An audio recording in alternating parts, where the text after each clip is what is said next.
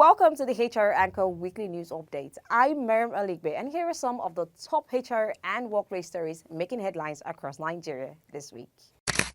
The federal government, alongside the International Labour Organization, has launched Nigeria's first national industrial relations policy aimed at reducing workplace disputes and improving industrial harmony.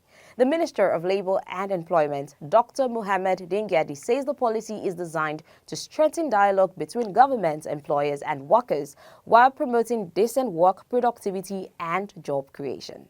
The policy also focuses on protecting workers' rights, expanding labor protections to the informal sector and improving labor dispute resolution as Nigeria responds to changes in the world of work.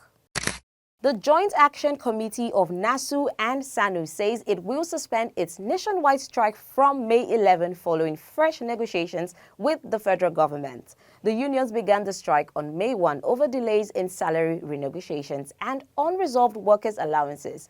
After new talks led by the government's negotiation committee, both sides agreed to continue discussions, including talks around the proposed Conti's salary review.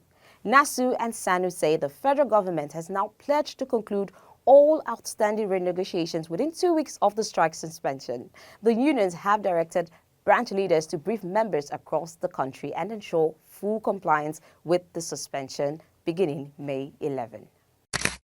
The federal government says it is expanding artificial intelligence training for civil servants as part of efforts to improve efficiency and service delivery in the public sector.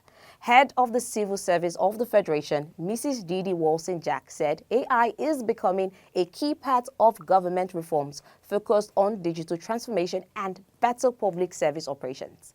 The government has also introduced an AI-powered platform called ServiceWise GPT to help civil servants assess official guidelines and improve decision-making, while officials say ethical use of AI will remain a major priority. And that's a quick look at some of the top HR stories this week. For more HR news shaping the world of work in Nigeria, visit www.thehranchor.ng and subscribe to our YouTube channel at The HR Anchor. Thank you for watching. See you next week.